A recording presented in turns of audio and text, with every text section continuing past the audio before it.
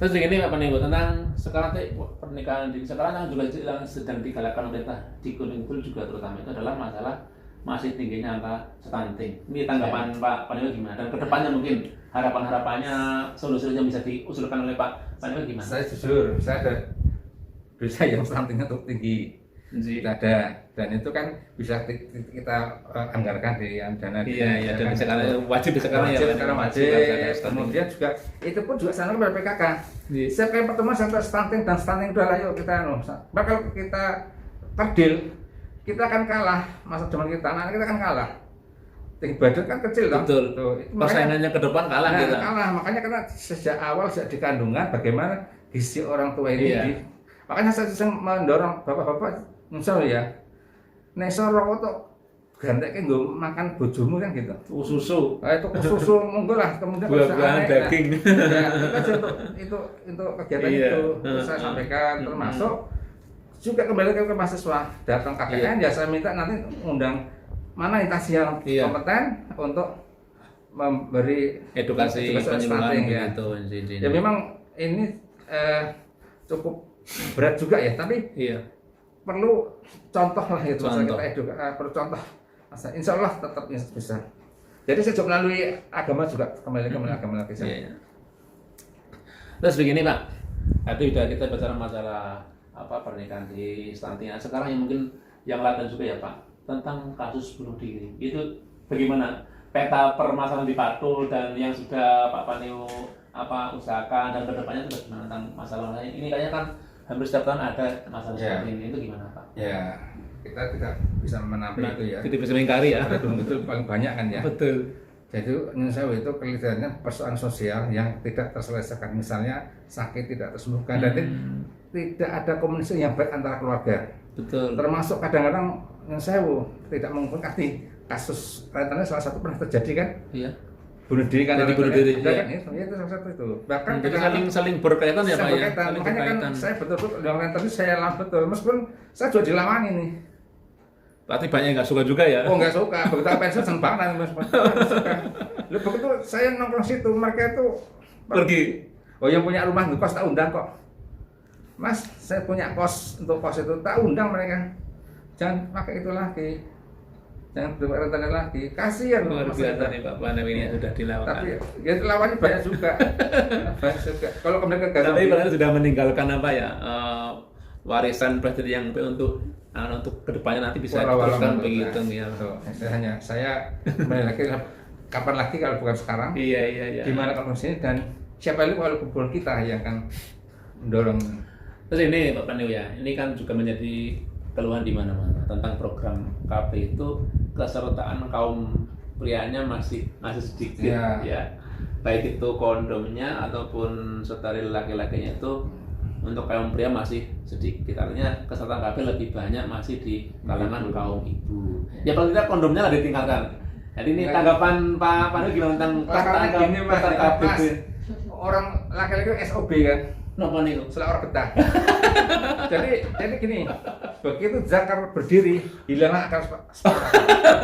Ya kan, dia nggak pernah. Betul. Begitu zakar berdiri, hilanglah seperti kalanya ya. Akal itu, sehingga itu sulit.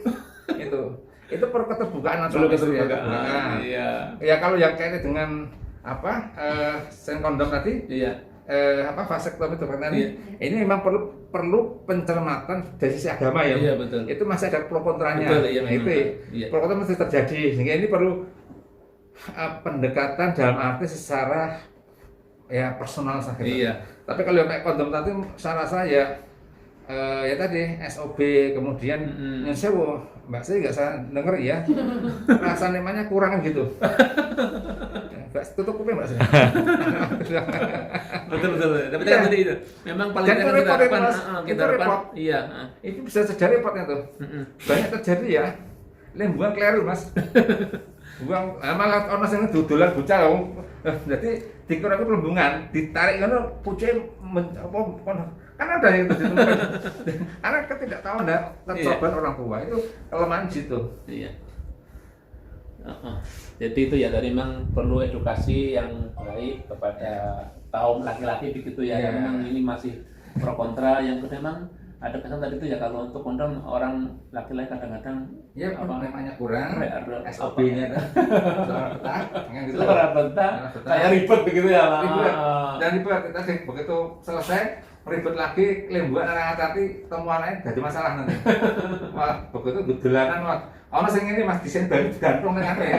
Ono sing dadi desain banyu dia enggak ngerti enggak nyadari. Iya. Kasih banyu taleni, gantung nang nggon itu lho kok ngedot nintan tuh lho. Lampu legend. Itu kan terjadi gitu. Nah, ini Pak, dengan Bapak dengan program apa? Dengan program keluarga berencana terkait dengan bagaimana kita mengatur kelahiran, bagaimana kita mendewasakan usia perkawinan, bagaimana kita apa ya untuk mengakhiri kehamilan ketika sudah umur 35 atau 40 tahun itu pandangan Bapak sendiri bagaimana tentang program seperti itu? Salah satu sangat menarik ya, dan itu harusnya kita laksanakan karena pemerintah ini kan jarang untuk mendesak masyarakat kan. Iya, betul. Cuma nyun sewu kadang-kadang masih ada beberapa orang yang tidak menerima karena itu kan saya Gusti Allah anak lima terus segede dhewe itu sing kadang-kadang ngoni dhewe. Nah, ya lho ngapa orang itu loh kadang-kadang masih ada sebagian bahkan generasi yang di bawah saya ini sekarang mulai ada sedikit itu anak lima malah enggak apa-apa.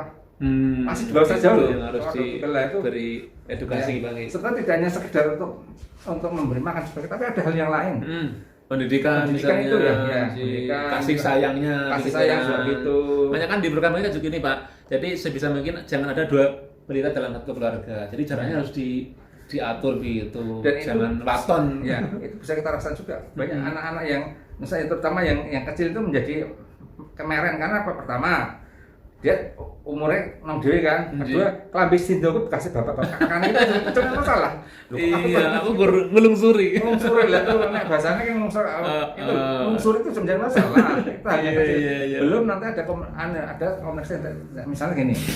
Ada masalah seorang ibu punya anak, kemudian ibunya konsentrasi ke anaknya mau nikah. Lah yang ini yang akhir ini itu protes terus ada juga. Kenapa? Masa tidak diperhatikan, betul. Jadi masalah kan. Sudah banyak sekali yang disampaikan Pak Pandu, tapi ini ada mungkin yang ingin saya tanyakan lagi Pak. Mungkin terkait dengan bagaimana tanggapan Bapak dengan peran kader selama ini ya, peran kader-kader KB di semua kelurahan di Kecamatan Padu.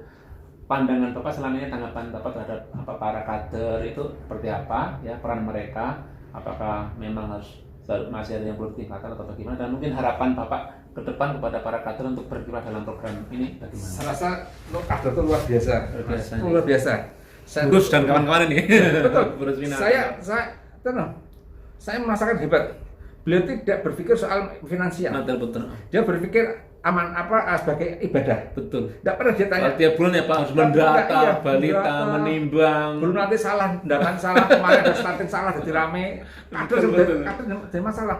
Itu kan ada kader desa nggak bisa ngapa ya Pak, nggak punya data Pak. Ini kalau kita buka bajunya, dia bajunya banyak loh. Betul sekali, betul. Begitu orang jadi kader terus macam-macam. Maka orang Jawa kan sopo ketoro ketari keterima. Nek ora ketoro ora keterima. Hanya itu dia orang nek kader itu dari ketoro ketari keterima. Ora ketoro ora ketari ketelingsut hilang dia akan muncul itu yang sering muncul kader-kader ini. Betul. Kader ini sangat betul Pak. Kita tanam mereka nggak bisa ngapa-ngapa Pak tanpa ada data dari mereka. Gini aja lah. Nimbang ngeterke kader melu kabeh yo kader ngeterke masyarakat melu kabeh niku. Tapi lebih kader ini wawasan lebih terbuka dengan daripada yang bukan kader. Betul Pak, betul. Itu dan anaknya kelihatan lebih bagus lah di dalam segala hal karena ilmunya dia dapat, dia praktekkan. Beda sama orang yang sendiri kode artinya tidak ada kegiatan di masyarakat, nah itu akan itu ya Pak, berkahnya ya, walaupun secara finansial itu tidak berapa atau nggak morbat itu. Sekarang ya kayak berapa itu per bulan itu gua kegiatan transport itu nggak ada nilainya apa-apa. Betul. Itu tadi dia kader nggak kenal, dia kenal kok ono sumbangan nambah deh. Betul. Dia nggak kenal, dia kader, terus ada yang tadi diundang hajatan, itu ya mesti tombok kader. Tapi insya Allah kader kalau di tempat saya itu alhamdulillah semua hebat. Alhamdulillah, terima kasih Bu Rusmina dan teman-teman nih. Ya. Apa tanggapan diapresiasi dengan oleh Pak Panewu? Ya. Dan harapannya ke depan Pak untuk para kader tetap semangat. Saya doakan di depan Anda ada surga. Amin ya rabbal alamin. Surga. Ganjarannya surga karena Ya. luar biasa. Luar biasa, itu luar tidak ternilai biasa uang. begitu. Ya meng KBL kayak titik banget loh. Tak persilakan loh. Amin, alhamdulillah. Mungkin ini yang terakhir Pak Panemu. Apa? Istri namanya? Rianingsi. Ya. Putar-putarnya di rumah? Anak satu sekarang bagaimana? Bekerja sambil kuliah. Jadi Alhamdulillah. saya lulus dari UGM akuntansi, kemudian kerja di salah satu perguruan tinggi swasta. Tadi belum merampung sudah kerja juga Pak Indra? Sekarang kan ambil S2. Oh S2 alhamdulillah. S2, Biasa nih Pak. S2 kemudian tinggal tesis saja, harus tesis, dan dia belum pengen nikah karena memang usia masih muda, kemudian juga kalau belum siap betul nggak mau dia. Saya selesai. Alhamdulillah ya Pak Panemu ya. Hanya satu anak saya. Satu. Nah, Pak Panemu punya itu nggak semacam apa ya prinsip dalam kita hidup begitu, prinsip atau mungkin filosofi yang bisa, yang mungkin dimanapun itu jenengan pegang Pak, itu apa ya? Yang mungkin bisa masih dicontoh, mungkin diambil hikmahnya oleh Bapak Ibu semuanya di luar sana. Saya gini, jadi orang ada yang Pak Mongsa menanyakan, Pak, Mbok saya itu diberi cecepengan. Semacam itu mungkin saya tanya cecepengan, cekelan. Satu orang cekel apa saya? Nggak ada. Hanya saya gini loh. Ini personal ibadah aja. Jadi saya ini buka agak privasi ya. Jadi kenapa saya bekerja ya, saya total lahir batin saya lakukan. Kalau malam tahajud ya kita doakan masyarakat dulu keluarga pada seserangan pun sama sana ketemu betul sekarang kalau sakit pemerintah itu kalau malam tahajud itu totalitas apa ya? Totalitas lahir batin kalau bekerja sih. Terus puasa Senin Kamis saya lakukan. Saya juga udah dengar dari Bu Sri, Bapak itu tanya apa istilahnya cecepangan itu gitu aja. Itu aja saya itu enggak ada apa keris enggak, keris ya punya hanya keris biasa aja, enggak ada yang istilahnya, karena kalau saya megang batu itu musyrik saya. Betul. Banyak aku punya batu malah batu punya, cuma hanya satu saya. Semua Allah udahlah. Kalau kita ikhlas, kita enak banget toh. Kita enggak. Dan kemudian finansial jangan gangguan anak. Misalnya Mbak Sri itu proyek apa aku jadi 10%, enggak, saya enggak mau. Bahkan pengalaman KB nih ya, KB waktu masih saya camat pertama di Patok, saya hanya dapat 2.000 Mas. 2.000, tanya Mas Aris itu. Mereka patungan jadi 10.000, Pak ini daftar Bapak kantor 2.000. Ya sudah. 2.000 ini yang insya Allah itu lebih barokah daripada panjang iurannya punya uang 10. Mendingan orang ibu insya Allah barokah. Kita syukurilah ini mati. Saya bahkan pernah ada tamu tuh kaget rumah saya. Astronauti belum Mas, kenapa astronauti? Bapak bayangan satu rumahnya gede, enggak rumah kecil, tipe 21. Sampai saat ini orang ke perumahan saya mesti cari gede-gede tuh. Keliru Mas, ya gitu. Bukan assalamualaikum, astagfirullah pertama dia astagfirullah. Bapak bahkan dia bilang, Pak rumahnya tipe 21. Iya nggak apa-apa, insya Allah baik di jannah itu saja. Tapi nggak masalah saya. Luar biasa nih. Kecil. Udah sedih malu. Mungkin itu kecil Mas. Paling saya yang paling kecil ya. 21 jalan dicek ke rumah saya. 21. Di foto lagi Pak. Di Cepok Indah.